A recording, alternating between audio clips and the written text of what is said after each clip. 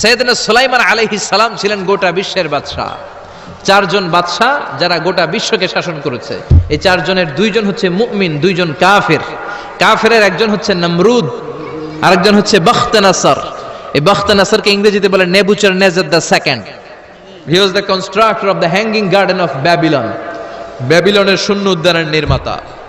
এই দুইজন কাফির শাসক গোটা বিশ্বের বাদশা ছিল।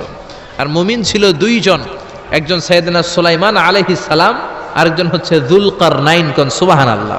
সাইয়েদনা আবু হানিফা উনি আল্লাহর পক্ষে, আর নাস্তিক আল্লাহর বিপক্ষে।